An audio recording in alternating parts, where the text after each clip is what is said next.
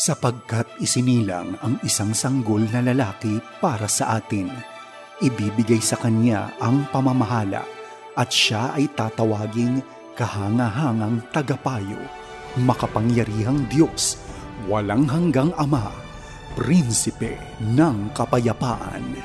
FEBC Christmas Specials sa temang Ikaw ay Diyos. Doctors Online, ang health center ng bayan.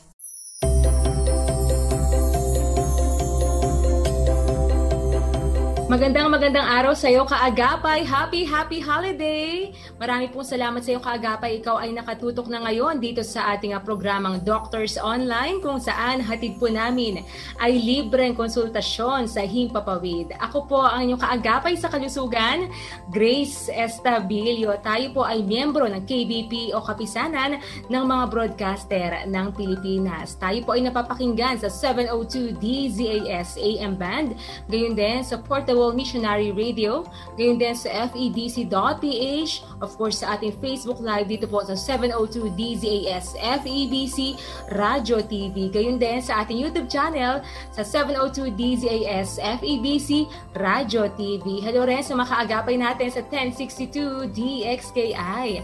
At sa iyo kaagapay na nakatutok na ngayon, hello and happy listening. Nawa po ay nasa mabuti kang kalagayan. Kamusta ba ang inyong Pasko?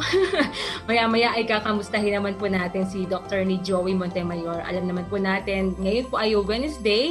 Kahit na holiday ngayon, Rizal Day, ay tuloy-tuloy po ang ating pagbibigay ng serbisyo publiko. Kasama po natin si Dr. ni Joey Montemayor dito po sa Medico Legal. Pero dito po sa ating segment for today ay medyo hihinga muna tayo ng konti dahil alam naman po natin na kapag Medico Legal, usapang legal, no? Ito po yung ating mga pinag-uusapan with Dr. ni mga concern po sa ating bansa, sa health concerns, Pero ngayon, kakamustahin po muna natin si Dr. ni. Gayon din, paano po ba naging mabuti ang Diyos sa kanyang buhay sa kabila ng mga pinagdaanan natin ngayong taon. So maya-maya po ay mapapakinggan po natin ang kanyang story sa ating discussion mamaya. At ngayon, salamat sa iyo kaagapay sa pagsama po sa akin dito sa program. Nawa po ay marami po kayong matututunan. Kung may suggestion ka o may comments ka dito po sa ating pag-uusapan ngayon sa ating episode for today, ay welcome po yan. Pwede rin kayo mag-greet dito po sa ating Facebook Live. Salamat po sa iyo kaagapay. Pwede rin po kayong magpadala na inyong mensahe or even your prayer request. Ngayon po ay nandun pa rin po tayo sa temang Ikaw ay Diyos. Paano po ba natin masasabi na, Lord, Ikaw po ay Diyos ng aming buhay? Yan ay mapapakinggan din po natin mamaya sa buhay ni Dr. ni. Kaya pakaabangan nyo yan mamaya, mga kaagapay. Kung kayo po ay naka-Facebook Live, pwede nyo po i-like at i-share para naman marami po tayo ang makakapakinig. Marami po tayo ang mabibless, sa ating pag-uusapan today. Sige po, hindi ko na po patatagalin, dahil nakasama po natin ay si Dr. ni Joey Montemayor. Hello po, good afternoon, Dr. ni. Magandang hapon po sa inyo at sa lahat ng mga nakikinig at nanonood. Happy holidays po. Yes, happy holidays and happy Merry Christmas at ilang araw na lang po, ilang tulog na lang, Doc. Ay 2021 na, napakabilis po ng araw. Sige, Doc, bati po. Yes, bati po muna kayo, Doc. Binabati ko po ang buong pamilya namin, Montemayor family, ng nanay ko. Although nag-iisa lang siya, pero kami, siyam kami magkakapatid. So, during holidays, usually magkakasama kami. Maliban lang yung isang kapatid namin na nasa Saudi Arabia.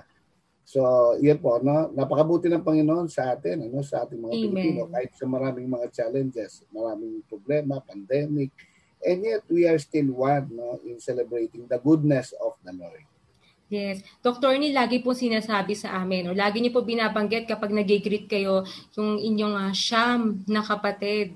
Baka naman po pwede niyo po batiin na sila, Dr. D, isa-isa niyo po silang batiin.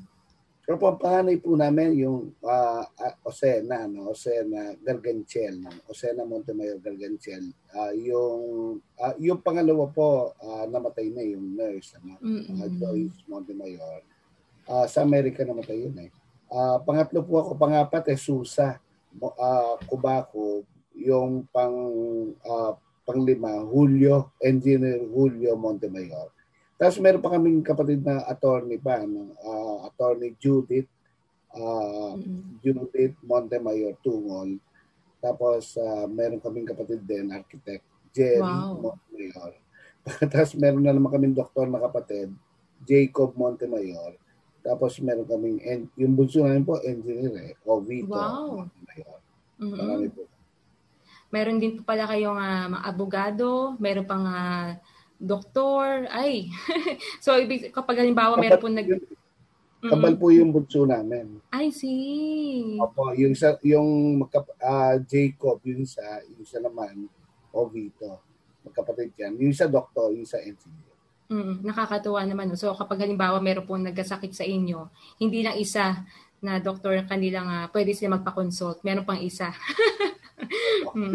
Okay. Dr. Nino, kahit Pasko po ba, may mga nagpapakonsult pa rin po ba sa inyo? Every year, ganun din po ba? Opo, actually kami mga doktor, walang okasyon sa amin. Every Christmas, usually nagche-check up ako doon sa umaga. Kasi may mga natatak din. Minsan kailangan pang i-angiogram. At marami nagko-consulta dahil sumisikip ang dibdib. Alam niyo naman po ang pagkain pag-holidays. Yes. May ham, may bacon, may lechon. So, ang mga Pilipino, hindi matanggal sa kanila yun. So, tayo mga Pilipino, mahilig tayo, lalong-lalo na yung mga reunion. Marami talagang pagkain. At marami check-up po dyan. At paggabi, tumatakbo kami dahil minsan nag-o-opera rin kami.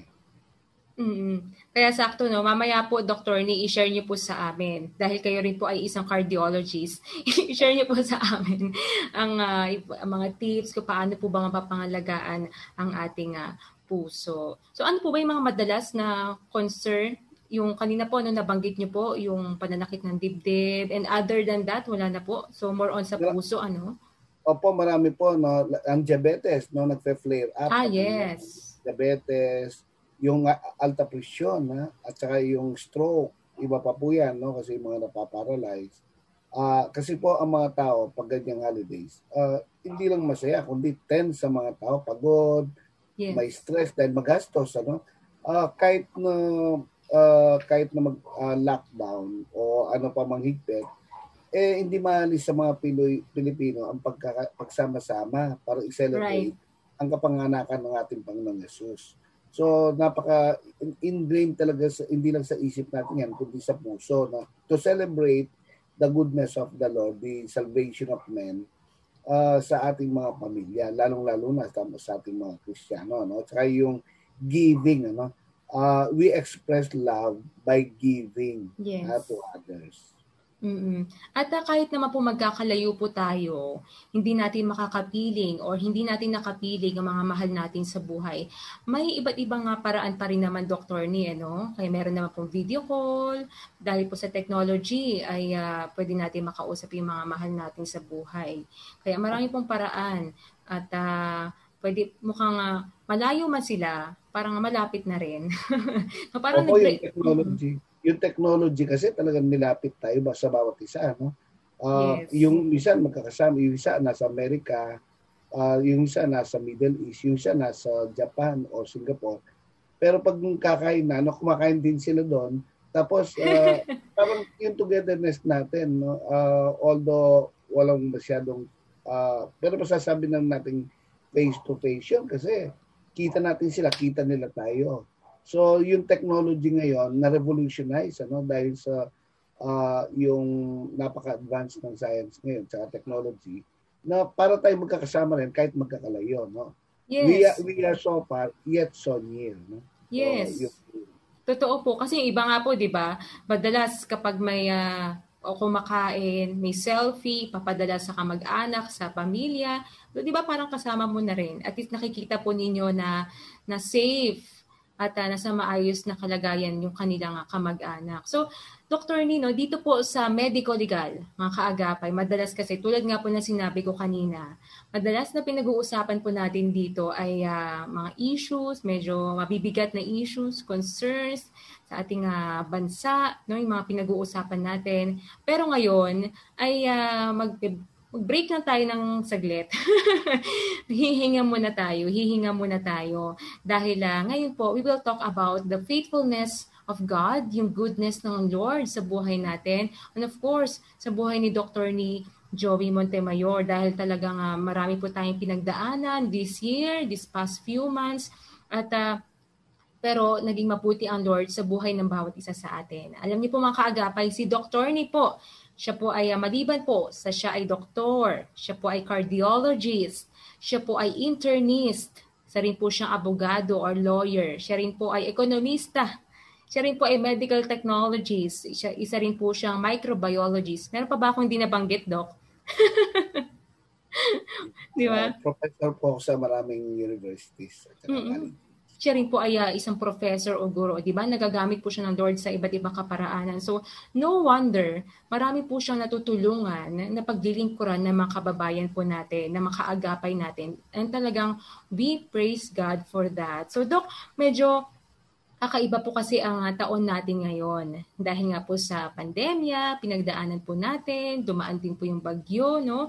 At pero gusto po namin kayong kamustahin. Kamusta naman po si Doc Joey? Can you share with us, ano po ba yung ilan, no, mga minor? Mamaya niyo po yung i-share sa amin ang major, ano? Yung minor na challenges pinagdaanan po ninyo this year. So in terms of giving service sa ating mga kababayan. Sige, Doc. Well, yung pong mga kababayan natin, no, although wala akong charge sa consultation, ano, yung free po natin, medical, legal, minsan nagpapadala pa ako ng gamot, no, through yung mga couriers natin, LBC, at marami kasi tayong mga kababayan na talaga nangangailangan. No? Yes. Minsan po, no, yung mga napakahirap din, no, ang mga, lalong-lalo na sa DZAS, Doctors Online, ang mga ka-message ko pala, nasa mga isla, no? Doc, sabi niya, hindi po kami makapunta dyan. So, tapos sumasakit po ang tiyan, sumasakit ang dibdib. Ano po yung, ako naman po sinasabi ko na, no? Tapos, malaking relief na pagka umaga, sasabihin lang na gumaling sila o nawala na yung pakiramdam na masama. Praise God. At these are challenges, ano? Paano po, napakahirap kasi yung kalagayan ng isang doktor na gusto mong malamang mabuti yung sakit pero wala kang contact except communication lang, dinedescribe lang yung sintomas. Right. Nawalan na po yung sa amin yung physical examination which is very pivotal in diagnosis and treatment. Kaya yan po, no, isang malaking challenge sa amin, lalo na sa akin, no? Pagkatapos, meron pa mga umiiyak kasi may mga legal problems naman. No? Minsan nakakulong yung kanyang kapatid, ang anak nakakulong. Tapos, walang pagpampiyansa, no? Dahil nga wala silang pera. No? So, I have to make ways. No? At gagawa ko ng paraan. No? Lalong-lalo na, wala po silang malapitan. So, these are legal challenges naman. Ano? Minsan, wala talaga silang makuha abogado dahil mahal po. No? Sa PAW naman, napakahirap din ano dahil tinatambakan sila ng maraming kaso. So, umaabot din po ako sa mga hindi lang sa mga medical kundi legal ano. Marami pang hindi lang sa field of cardiology ano, marami pang sinasagot ko sa ibang field din kasi nga for example, may cancer ang kamag-anak nila no. Maganda naman po napipicturean no, na nakukuha ng photo pagkatapos isa-send sa akin. At saka yung anong masakit na bahagi ng katawan. Yes. At ako naman, through very careful and detailed diagnosis, nakakapag-message naman kasi yan ang maganda. No? Although wala kaming physical contact, pero madedescribe nila at saka mapipicturean nila ang may sakit. Minsan po, pati sanggol no? Minsan, Doc, kapapanganak lang. Okay. Meron pong namamagay itong ganito ng anak ko. Minsan 3 days pa lang yung bata, no? alam niyo naman po, internist ako, karamihan adult ang inaano namin. Yes. Check up naman. Pero yung knowledge ko ng pediatrics, nung intern ako, nung nag-doktor ako, general practitioner, umaandar pa rin. Ano? So, ang number one ay sinisigurado ko na yung mga binibigay kong advice, safe, no? Yes. At pangalawa, yung talagang effective ang treatment. Tsaka ang ina-advise ko po sa kanila, yung mura, no? Yung mura. Minsan, hindi ko ina-advise yung mga synthetic na gamot. Ang binibigay ko sa kanila, kung meron silang herbal, ano? Okay. Herbal medicines, kagaya ng mga COVID, no? COVID treatment, pwede rin po yan, no? Pwede rin panggamot yan. At saka yung mga uses ng ibang mga fruits, vegetables, talagang ilalagak mo lahat para at least malaman nila at saka makakatipid ang mga kababayan natin. No? Yung matitipid nila sa gamutan, mabibilan nila ng pagkain. Napakaganda po nung kung paano po kayo ginagamit ng Lord sa mga kababayan po natin. Sa legal concerns, sa health concerns. Natuwa po ako nung sinabi niyo po na pati po sa mga isla ay nagagamit din po kayo at natutulungan nyo rin po yung mga kababayan po natin. So, Doktor, ni paano po yun? Kayo po mismo yung nakikipag-ugnayan po sa kanila or meron po kayong team? Marami po tayong mga kababayan na sa mga isla, no? Maliliit na isla, malalaking isla, no? Na actually tumatawag, nagme-message sila, no? Minsan data lang ginagamit nila para makapag-consulta kasi wala nga silang pera pang-consulta at saka napakalayo nila. So, tuturuan ko sila kung paano ang pag-inom ng gamot na herbal, ano? At saka yung synthetic na medicines kung talagang kailangan. So, naghahanap ako ng mga ways para makatipid sila, no? At saka para ipapadescribe ko yung sakit kung pag sinabi kong minsan urinary tract infection, no? Madali lang po yan, ano? Sa pamamagitan ng mga gamot na herbal. At saka, pag kailangan na talaga ng cotrimoxazole o kaya ibang antibiotics, iyan ako sa kanila, no? Yung iba naman, bago may stroke o bago may heart attack, makakapag-message sila sa akin at binibigyan ko ng solusyon, no? At naiiwasan naman po, no? Napaka-crucial po ng role ng isang doktor, no? Lalong-lalo na pag hindi ka nag-iisip ng pera, no? Hindi ka nag-iisip ng kita, no? Marami ka talagang matutulungan, lalong-lalo na yung mga nakaraang mga bagyo sa ating bansa, no? Na napakaraming naghihirap, no? Napakaraming may sakit at isang malaking kagalakan at oportunidad na makatulong sa ating mga kababayan during this crisis. At pandemic. Opo, may mga iba naman, no, mga kababayan natin nasa New York, Chicago, na-dictate ko sa kanila paano pag-inom ng salabat, no? Wag yung powder kundi yung ano. Meron naman silang nakukuha. May mga COVID yan, ha. Yung isa talagang hirap na siya sa Chicago, hirap na hirap huminga, nasa basement siya. Sabi ko, wag kang didikit sa mga anak mo. At saka binigyan ko siya ng instruction kung paano mag-take ng liquids. At eventually, after only 3 days, naka-recover siya at nakakapag-duty na ulit. So, yan po, marami akong binibigyan ng advice. Ano? Yung iba naman, legal naman. Yes. Legal, no? Minsan nakakulungan ka ng kamag-anak. Ang anak nila, ang tatay nila, no? Na minsan kailangan ng bail. O kaya, nasa kalagitnaan sila ng biglang umalis yung abogado na, nasa kalagitnaan sila ng hearing o kaya litigation. Yes. So, yan po, no, binibigay ko libre lahat yan sa ating mga kababayan kasi nga po, hindi lang mahirap ang buhay, kundi binisita tayo ng maraming kalamidad, no, typhoons, ano, sa Mindanao, earthquake, sa Bicol, mga Bicol, Samar, Leyte, at saka Isabela, Cagayan ng maraming typhoons. So, ito pa, flooded areas pa. Marami pong infections diyan, no? Leptospirosis, no? Yes. Actually, napakadaling gamutin yan, no? Kaya sabi ko sa kanila, i-message niyo lang po ako at isasagutin ko yan. No? Medyo mahirap ding sumagot by phone kasi napakarami pong mga nagme-message. Ano? So, yan po, ginagawa natin ng lahat bilang isang Kristiyano, servant, bilang isang lingkod ng Panginoon, na hindi lang natin nababahagi ang salita ng Diyos, kundi nakakapanggamot tayo no, bilang instrumento ng ating Panginoon. Kasi may sinabi rin niya, is my hand, sabi niya, shortened that it cannot save. So, may klibang ang kamay para hindi magligtas. Tayo po ang kamay ng Panginoon. No? So, aabot tayo talaga sa ating mga kababayan. No? Yung mga pandemic na yan, yung mga crisis, typhoons, floods, no?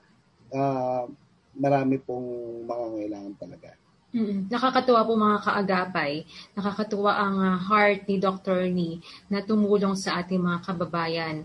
At nakakatuwa din dahil kung tutuusin, kita na yun, Dr. Ni, pero you're giving it for free sa ating mga kaagapay. So, dalangin namin na pagpapala, more blessings ng Panginoon sa inyo, Dr. Ni. So, paano po pala yun? Paano niyo po pinaprioritize yung mga concern? Halimbawa, may legal, may urgent na kailangan na tulungan sa health. So paano po ninyo yun yung time management? Yes. Tama po yan. No? Yung ipaprioritize mo dyan, for example, mga may sakit sa puso, no? Yung may sakit sa cancer, masyadong painful pero wala silang gamot. Yes. Marami naman pong paraan dyan through all types of medicines. Hindi lang yung synthetic, kundi yung mga herbal, no? Pati yung mga plant derivatives na pwede natin ibigay sa kanila. Pero yung mga ubo, sipon, madali lang po yan. No? Pero yung mga inatake ng asthma, tumataas yung presyon, gumagrabe yung diabetes, nagmamanhid, sobrang manhid na yung kanilang mga paa, kamay. Yan po, pinaprioritize ko yan, lalo na merong emergency. At saka minsan sasabihin, Doc, sumasakit po yung ng anak ko, yung tiyan sa bandang kaliwa, kanan. Sabi ko, dali mo na sa emergency room, sabihin mo ang pangalan ko, at baka puputok na yung appendicitis. So, yan po, no? Babalansin mo. Pero ang talagang iningip sa Panginoon, yung wisdom, Kasi alam nyo, yung pag may message lang sa'yo o pagtawag na hindi mo nakikita ang pasyente, napakahirap, Totoo. Kasi pag nakita mo isang pasyente, more than 50% na yung nasolve mo. Etong mga panahon natin ngayon, hindi mo nakikita. So, you just rely on the description of the symptoms and signs na nararamdaman din nila. No? So, yan po. At saka sa pagiging abogado naman, minsan, wala silang may pakitang affidavit, counter affidavit, yung mga pleadings, no? Dokumento, yes. Opo, at saka may mga problema mga professionals, yung mga nurses, yung deployment ban, ako ng abogado diyan, At saka sa mga ibang groups ng mga abogado, doktor, ako rin ng nagre-represent minsan. So, yan po, hindi lang individual, kundi organizational problems, At saka yung mga meron din, dahil nga naantala yung Bible distribution, kami yung gumagawa ng paraan, how can we spread the word of God during this pandemic without, actually, isa lang naman na-infect sa amin, na-confine, na-COVID talaga, dahil nga very risky yung Bible distribution, buti po na nakasurvive naman siya.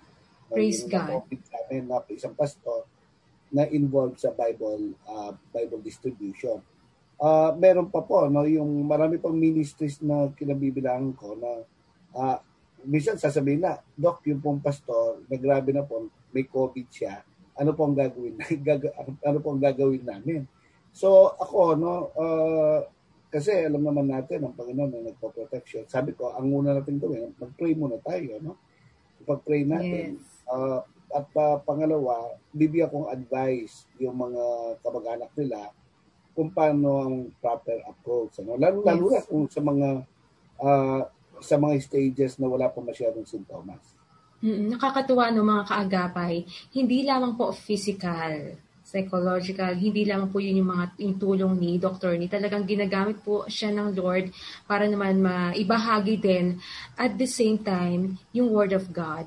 No? Dahil through this Bible distribution, even yung pananalangin, nakakatuwa dahil bilang isang doktor, hindi ganun kadali ang tumulong sa kapwa para sila ay mapagaling. Iba pa rin po talaga ang hihingi ka ng wisdom, hihingi ka ng kalakasan kay Lord, sa Kanya mo ipagkakatiwala. Kumbaga, hindi lang sa iyo, hindi dahil sa iyo no? Dr. Ni, hindi dahil sa atin, kundi dahil yon sa pagkilos ng Panginoon. Kaya napakaganda po na umpisa pa lang, paggising sa umaga, talaga ipagkakatiwala mo kay Lord, pananalangin ka, kay Lord mo na talaga ipagkakatiwala yung maghapon, lalo na po yung kapag meron po kayo na ginagamot ng mga pasyente. So kayo, Dr. Ni, sa lahat po ng mga ginagawa po ninyo everyday, may mga kinakamusta or meron po kayong mga kinoconsult ng mga pasyente,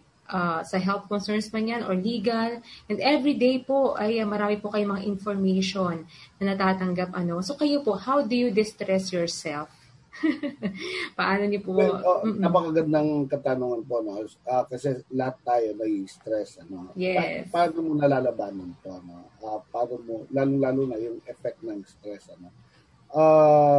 Well, ang number one, bago ako manggamot, bago ako tumungtong sa pagiging abogado, ay pinagpe-pray ko muna lahat ng posibleng makita, mamit kong tao, mga problema, challenges, ay pinagpe-pray. Kasi ang Panginoon, sabi niya, kung kung kailangan mo ng wisdom, let Him ask, sabi niya. Because the Lord will graciously give you this wisdom. Napaka-importante po niya, actually, marami kaming mga kasama rin na namatay sa COVID. May kasama kami, inatake naman, Yes. So, bilang isang Kristiyano, ang inuuna ko muna ang Panginoon. Panginoon, tulungan niyo po ako to tackle, Kasi tayo, mahina po tayo Pero sabi ng Panginoon, I am your strength. I am your shepherd. I am your shepherd. So, yun po, ako nakadepende talaga ako sa Panginoon. Magsimula pa ng estudyante ako, I always depend on the Lord. Lalong-lalo na po yung criminal cases, murder, homicide, rape. Marami po ang kasong ganyan. Estafa, syndicated estafa. Marami po akong criminal cases. At yan ay bago ako pumunta sa court, pinagpe-pray ko muna sa Panginoon. Hindi naman nagkakasabay yung heart attack at saka yung abon na sa korte ako. At saka during litigation, ina-entrust ko lahat sa Panginoon. At after nung kaso, hindi ako nagpe-pray para manalo sa kaso. Nagpe-pray po para lumabas ang katotohanan. Yes. Para lumabas talaga ang katotohanan at saka mag-glorify ang Panginoon in the midst of these problems. Kasi minsan kamag-anak pa ng Christian, ang mismo mga anak ng ang parents Christians, pero itong mga anak pumatay. 20 years old, 26 years old, So, how do you tackle those kind of problems, minsan naman, mga malalang mga kaso, So, yan po, I always entrust everything to the Lord. Kasi knowing that He is the only one who can help me, in discerning not only diseases, yung kinds of diseases, yes, vicissitudes, and also problems, legal problems. At marami pa po yan. Actually, nagtuturo na po sa napakaraming mga universities, mga 26 ang bilang ng mga universities na wow, nakapagturo ako at saka nakapagturo ako in the past. Buti ngayon po, Zoom na lang At saka guest din ako sa mga ibang agencies. For example, DOST, katatapos ko lang mag-guest. yes, At saka sa mga grupo ng mga lawyers, grupo ng mga doktor. So, yan po, hindi ko magagawa yan kung wala ang Panginoon. Pero sinabi ng Panginoon sa Philippians 4:13, I can do all things through Christ who strengtheneth me. So, walang bagay na imposible po when we entrust everything to the Lord. Amen. At marami pa po kayong isi-share sa amin mamaya, Dr. Lee. Dahil kung kanina po, ang sinare niyo po sa amin ay kung paano po kayo tinulungan ng Lord sa mga minor challenges. Ngayon naman po, mamaya po sa ating pagbabalik ay paano naman po kayo natulungan ng Lord, paano kayo nakaraos sa major challenge na pinagdaanan niyo po ngayong taon. So, Dr. Lee, tayo po muna ay saglit na magbe-break at pagbalik natin ay itutuloy po natin ang ating kwentuhan. Kasama po natin mga kaagapay dito po sa Medical Legal Christmas Specials at dito po sa Doctors Online ay patungkol po ang pinag-uusapan natin kung paano po naging mabuti ang Diyos sa buhay natin, of course sa buhay po ni Dr. ni Joey Montemayor. At nagpapatuloy po ang tema po natin ay Ikaw ay Diyos. Tayo po ay magbabalik pakalipas sa ilang paalala. Pakinggan ang hiling ng mga bata ngayong Kapaskuhan. Ako po si Josh Kaylee Cristobal, taga Batyabu, Bulacan. Ang wish ko po ngayong Pasko, sana mawala na ang COVID para maging normal na uli ang lahat, para makasama ko uli ang mga kalaro ko na makapagkaraling. Ang wish ko po ngayong Pasko ay magkaroon ng cellphone at mawala ang pandemic sa bansa. Sana maibalik na sa normal ang lahat para makalabas na po ako at makapasyal na. Papasalamat ako kay Lord ngayon taon dahil healthy kaming lahat ng pamilya ko. Wish ko po na yon Pasko ang wala na COVID. Bed, kumot, unan, kahoy. Iyon, wala akong mabili. Yan lang. Tsaka isa ko ng kahoy. Ang gawa ng bahay ko. Marami mang pagsubok ang sinuong ngayong taon. Ang kapangyarihan ng Diyos ay nananatili sa habang panahon. May pag-asa kay Kristo. Ito ang inyong 702 DZAS FEBC Radio TV, bumabati ng maligayang Pasko at manigong bagong taon.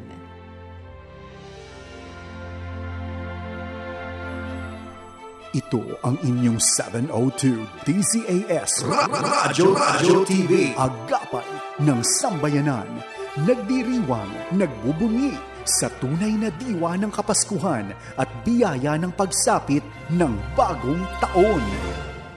Doctors Online, ang health center ng bayan.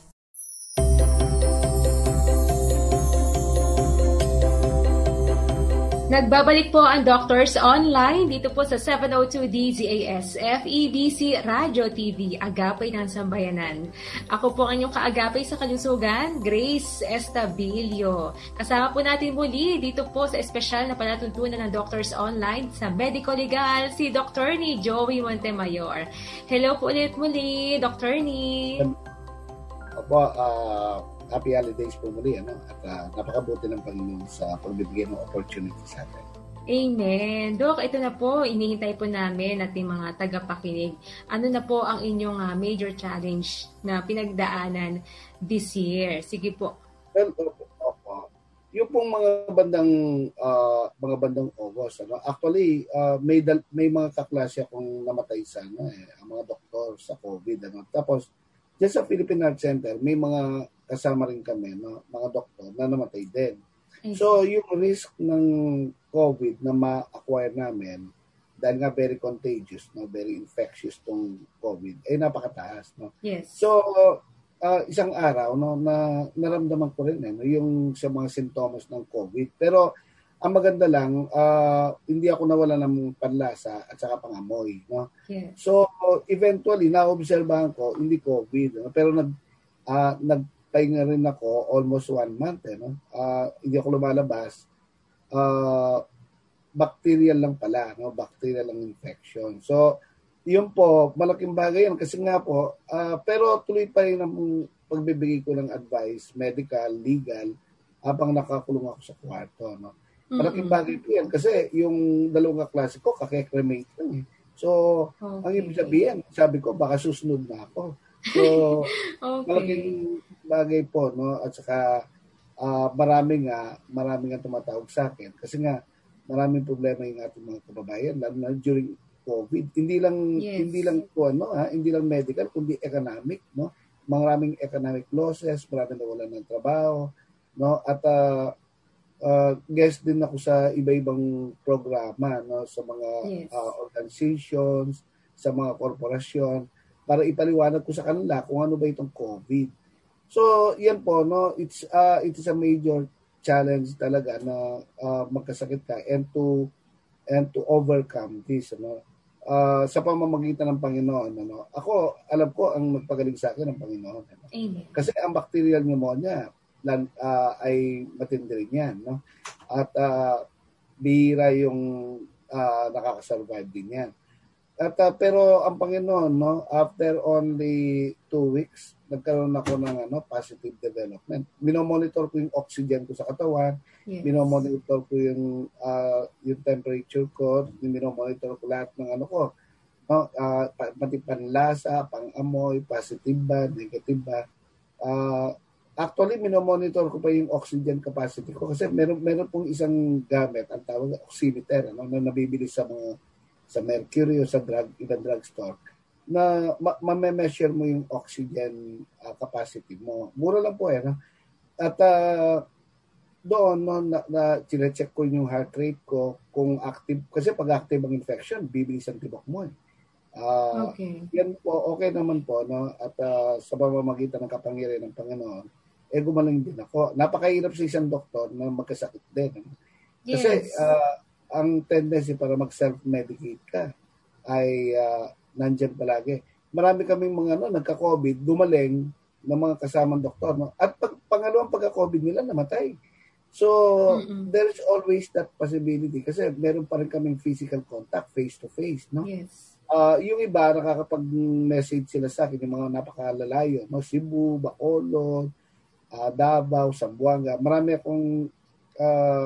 rin akong binibigyan ng advice. Pero yung face-to-face po, mahirap po. No? Lalo na, ang pasyente mo inuubo, nilalagnat. No? So mag-iisip ka kagad, baka may COVID. Yes. So, napakalaking challenge sa isang doktor na ma-confront ka. Kanina lang, meron na naman akong tinawag lang sa akin na mother ng kaibigan ko na may COVID daw. So, ang problema ko rin paano makapasok sa mga ospital. So, I have to coordinate with different hospitals kung may available na bed pa, kung tatawag ako ng mga kaibigan ko, o kaya minsan ang bata-bata ay natake. So, we have to make arrangement para malagay namin sa ICU, angiogram, punong-puno din po, no?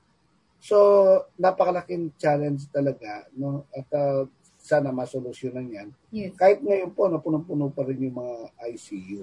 ICU, CCU department.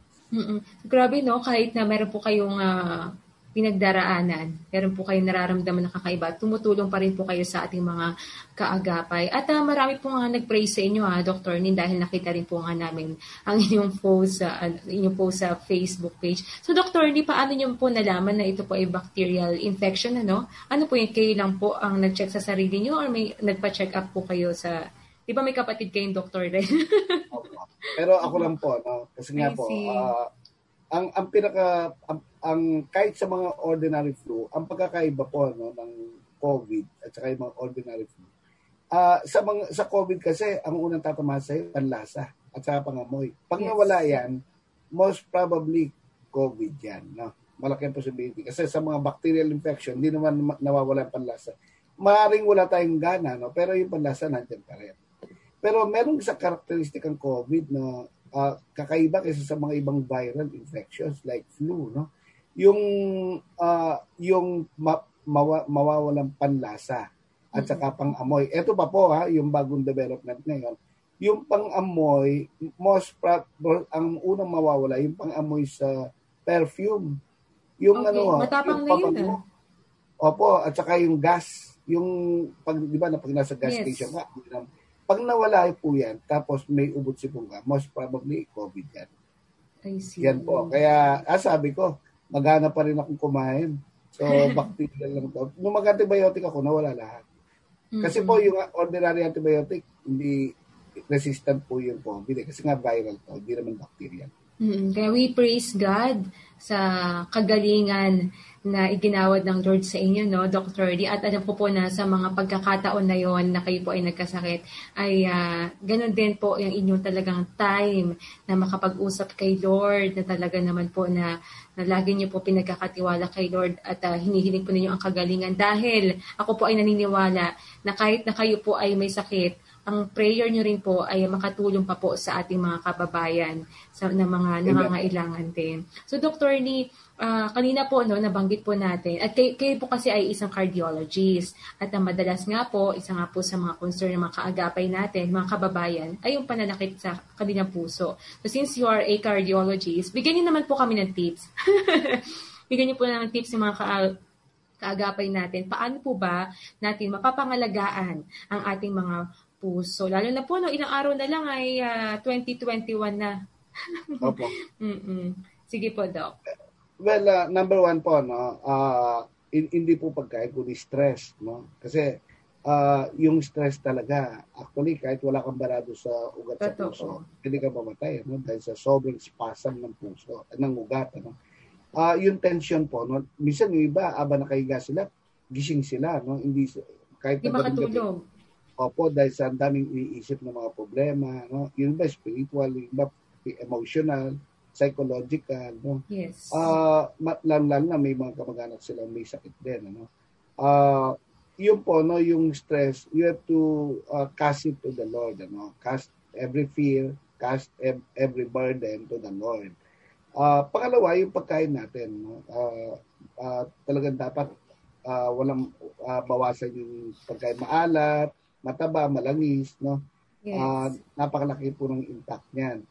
At yung pangatlo, yung mga may diabetes, ano? Very common, 90% ng mga may diabetes, meron sakit sa puso. Dapat properly controlled ang blood sugar nila. Yun po, no? Yung mga hypertensive, ano? Matataas ang presyon, malakas kumain, no? Ng kanin, dapat makontrol yan. At saka yung po pagkain natin. Yung siguro yung meat, ano, kahit na ngayong Christmas season at saka New Year pa, no? Yes. Darating ibang mga okasyon. Naman. Ang dami pong heart attack dyan, no? So, pwede ka naman tumikim pa konti-konti, no? Pero yung iba kasi talaga nagbababad sa napakaraming pagkain. Meron pa dessert, ha? Cake, yung mga leche plan, yung mga fruit salad, napakarami po yan, ha? At saka po yung mga fatty substances, ano, yung nasa ham, bacon. Kasi hindi po nawawala yan pag Christmas, ano. Tsaka iba lechon, ha? Napakamahal na ng lechon ngayong Christmas season. And yet, madaling maubusan po yan. Nag-o-order ka, napakamahal. Pero ang mga ating mga kababayan talagang mahilig dyan. Siguro naging simbolo nila, no? Ang kanilang Pasko sa pamamagitan ng lechon, no? Or hindi nawawala laging kasama sa hapagkainan. Sabi ko, kainin nyo ang walang kolesterol na parte ng lechon. Dok, meron ba parte ng lechon walang kolesterol? Sabi ko, yung mansanas. Diba? yun po yung zero ang kolesterol na, no? Maganda pa. So, yan po, puri ng Panginoon, ano? At kahit na may COVID pa nga, no? Napakarami pa rin kumakain ng taba, no? At saka, undeterred yung pagkain nila ng matatamis, malalangis, at saka maaalat na pagkain. Kidney naman, ano? Ang daming dinadiabetes. Opo. So, yan po. Pero controllable naman yan, no? Sa pamamagitan ng diet. Discipline ang kailangan po. Yes. So doon sa mga binanggit po ninyo, Dr. Lee, parang dalawa po no? Literal na puso na alagaan po natin kasi nga po sa lifestyle sa mga kinakain. Yung isa naman po dahil nga po sa stress, kaya po heart attack. So napakahalaga po na tulungan din po natin ang ating sarili kung paano po natin na mapapangalagaan ang ating puso. Kung mahal po natin ang ating mga ating kaibigan o ating kamag-anak, ating pamilya, maganda rin na mahalin din natin yung ating sarili. Self-care. Mahalin din po natin dahil nga, di ba po, ang ating katawan ay templo ng Lord. Kaya napakahalaga po na pinapangalagaan din po natin ang ating sarili. Siguro, di naman kasi talaga minsan maiiwasan, Dr. Niel, no, na minsan lang naman itong okasyon, minsan lang naman yung kainan ng mga masasarap na pagkain. Siguro, Dr. ni pwede tikim or pwede rin naman na, oo, kung susobra or dadami yung napaparami yung kain, talaga idaan talaga sa exercise. Di ba, Dr. Ni? Dahil nga po... Tama po yun. Dapat po... Importante po yung exercise. Yes. Dapat lahat. Kahit na kung ayaw natin may expose sa labas, sa loob ng bahay, mag-ayos kayo ng mga libro, mag-ayos kayo ng mga magwalis kayo. Dapat gumalaw-galaw tayo kasi para mag-circulate mabuti yung dugo. Yes. So kahit sa bahay, di ba, pwede naman tayo mag-exercise sa bahay. Kahit di naman masyadong extreme na mga exercise, basta po tayo po ay napapawisan. Okay, Dr. Ni, ano naman po ang inyong prayer? Yan, gusto po natin marinig. Ano naman po ang inyong prayer for 2020? Looking forward na po tayo. Okay. Well, for our nation, na sana umangat ang buhay nila. Kasi pag umangat ang buhay ng mga tao, na naging malesan yung corruption, ang healthy ng mga tao sisigla yan. At ngayon po very poor ang bansa natin, so wala rin pambili ng gamot yung mga kababayan natin. Minsan napaka-limited yung pagpapacheck up. So ang prayer ko na hindi lang tayo umangat sa ekonomiya, kundi sa relasyon natin sa Diyos, kasi ang magbibigay ng lahat na yan ang Panginoon. Sabi niya Matthew 6:33, but seek ye first the kingdom of God and His righteousness, and all, without exception, all these things shall be added unto you. Amen. So, yan po, maganda na ito natin ang ating pansin sa Panginoon.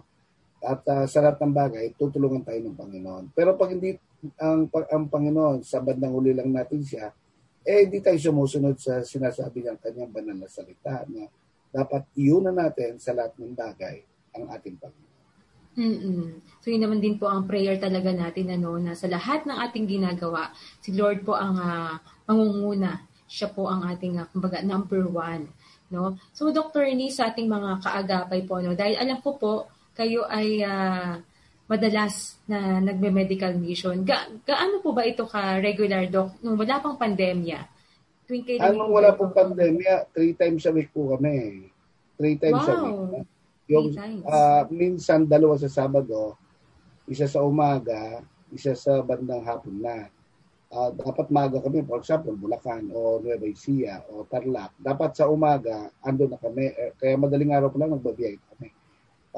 Pero minsan, middle of the week, for example, Wednesday, ay nilalaan po namin sa medical mission.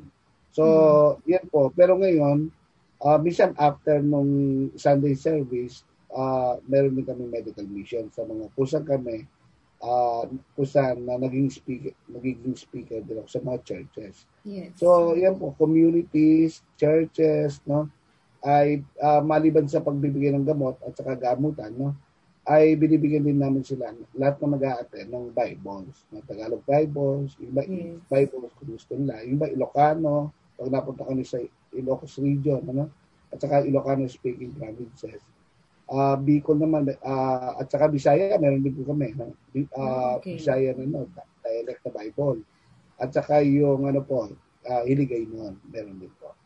Paano po yun, Dr. Ni, sa mga provinces na pinupuntahan po ninyo na hindi nakakaintindi ng English or even Tagalog? Paano po yung inyong... Sa Pilipinas po, bira yung hindi nakakaintindi ng Tagalog. So, 2 lengguwahe ang namin, English. Actually, mas gusto pa nga nila ng Bible na Tagalog kahit saan kami probinsya pumunta. Kasi raw yung sa dialect nila, napakahirap basahin.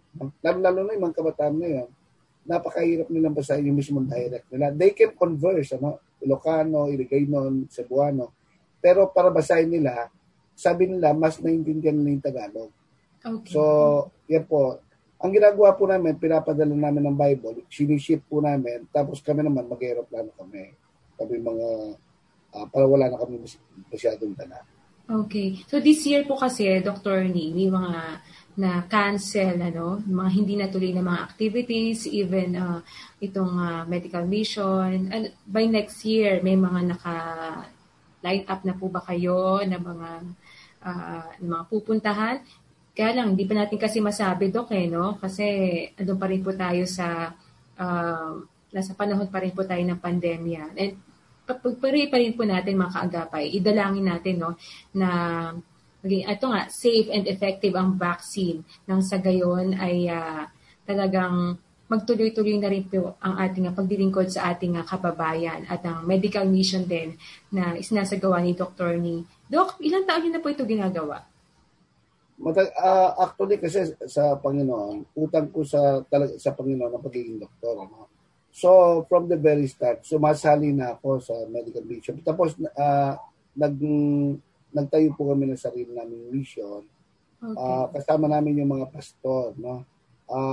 Usually may kasama kami mga pastor na nakikipag-coordinate, lalong-lalo na po ngayon. May mga, actually, inaalaw naman, basta limited lang, ngayong mga pandemic, lalo na GCQ. May mga, we just have to observe social distancing. Yes. At saka face mask, face shield, talagang nire-require namin yan. So, nakakapagbigay din kami ng mga missions kahit na, lalong-lalo na yung end of this year, ay medyo lumuwag ng konti. No? Pero we observe all these strict measures para walang transmission of COVID. Okay. Dr. Ni, babanggitin niyo po yung mga contact details din po ninyo sa mga kaagapay po natin na gusto pong magpa-consult sa inyo, gusto pong makapag-usap sa inyo sa legal man po ito or sa health concern. Ano po ang inyong contact numbers, Dr. Ni? Ang number ko po 0905-831-1651. 0905-831-1651. Yung pag may medical concern po kayo, ay Dr. Attorney Joey Montemayor. Dr. Attorney Joey Montemayor. Pero pag legal po, purely legal concern, Attorney Joey Montemayor. Nandiyan po lahat, sinasagot ko po lahat. Yung mga message request at saka yung mga indirect request sa akin. Okay. So sa mga kaagapay po natin na gusto po na makipag-usap or gusto magpa-consult kay Dr. ni Joey ay 0905 at 831-1651. Meron din po sa legal concern sa Facebook page sa Attorney Joey Montemayor and Dr. Joey Montemayor for your health concerns. Bago po tayo magtapos, bago po namin kayo hilingan, Dr. Lee, na mag-pray, basahin ko na po isang verse. Sabi po, alam na po natin ito lahat, sabi sa Psalms 37 verse 4, delight yourself in the Lord and He will give you the desires of your heart. At nakita nga rin po natin ito sa buhay din ni Dr. Ni. Alam po ng Lord yung desire ng kanyang puso, no, na makatulong sa kapwa, sa ating mga kababayan. At nakikita naman po natin na talagang pinagpapala ng Lord si Dr. Ni Joey. At dalangin din po natin na hindi lamang po siya, nawa po marami pa sa atin ang ma-inspire sa kanyang buhay. At tayo, kahit namang ordinaryong tao tayo, ay marami pa po tayo. Marami rin po tayo na magagawa. Marami rin po tayo mako-contribute sa ating komunidad, sa ating bansa. At alam din po natin na sa lahat ng ating ginagawa, kay Lord lamang po. Si Lord lamang po ang ating maitataas. Basta, si Lord lamang po ang ating uunahin. Sabi doon, delight yourself in the Lord. At sa lahat ng ating gagawin, sa Kanya po natin ipagkatiwala. Alam ng Lord, mga kaagapay. Alam ng Lord yung pinagdadaanan natin. Alam ng Lord ang desire ng ating puso.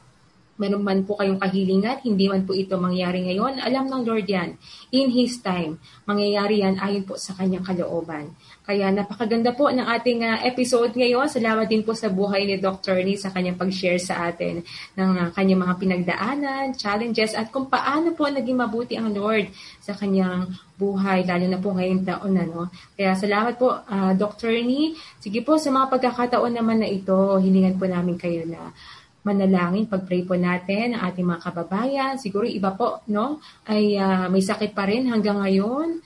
Nandun pa rin, siguro iba ay depressed dahil nga po ay sa kanyang pinagdaanan. Mga kababayan po natin na nawalan ng mahal sa buhay. Paano po nila haharapin ulit ang susunod na taon na may pag-asa sa kanilang buhay. Sige po, Dr. Ni, pray po tayo.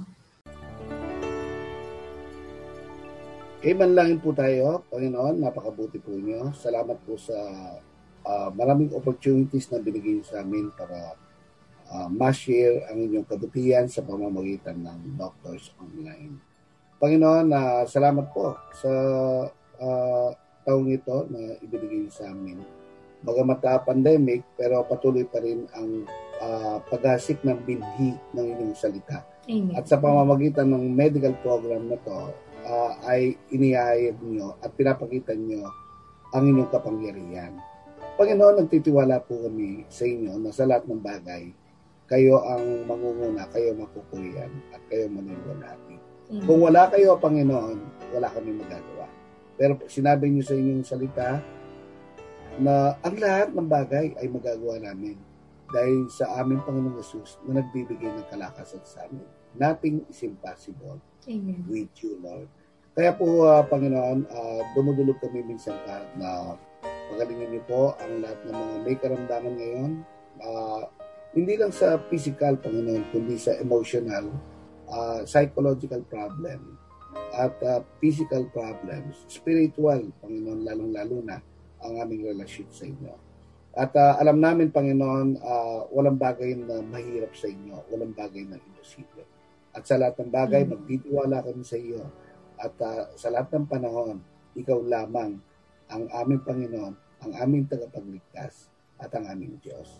Ito pong lahat na ito, Panginoon, ay dinudulog namin ng may pasasalamat at pagpupuri sa matamis na pangalan ng aming Panginoon Jesus. Amen. Maraming pong salamat, Dr. ni Joey. Ating po nakasama mga kaagapay ay si Dr. ni Joey Montemayor dito po sa espesyal na episode ng Medico Legal sa Doctors Online. Maraming pong salamat, of course, sa ating team na umalalay po sa atin. Thank you so much po kina Benjo, kina JV, Kuya Reggie, sina Tanyel. Salamat din po sa ating RTV team, kina Ate Aileen Valdez, kina Abby Lindo, kina Wen Balatukan, and Chris Rosete. Salamat din po sa ating program assistants, kina Brenda, kina Arwel, si Kael, gayon din, kina Kayla, at kay Absi D. Maraming pong salamat. And of course, sa ating broadcast engineering team, kina Kuya Rafi Bardoquillo, Jed Perla, gayon din, kay Nalds Pagador. Salamat din po sa ating mga kasamahan sa broadcast or sa Bocaue transmitter site, kina Kuya Hezek, si Nanay Nori, Ate May, Kuya George, and Kuya Ray Cristobal, Kuya Julie, Kuya Zaldi, and Pastor Edward. Hello rin po sa mga taga 1062 DXKI. Salamat po mga kaagapay. Inyo pong napakinggan na Doctors Online mula Lunes hanggang Biyernes. Ako po ang inyong kaagapay sa kalusugan, Grace Estabilio, na nagpapasalamat at lagi po na nagpapaalala na pangalagaan ang kalusugan dahil ang kalusugan ay kayamanan. Nais po naming makarinig mula sa inyo para sa mga kuro-kuro, mungkahi o mga bagay na nais ibahagi sa palatuntunang iyong napakinggan. Sumulat lamang sa 702 DZAS, Agapay ng Sambayanan, 1 Corporate Center, 46th floor, Doña Julia Vargas Avenue, corner Meralco Avenue, Ortigas Center, 1605, Pasig City. O mag-email sa dzas@dzas.febc.ph.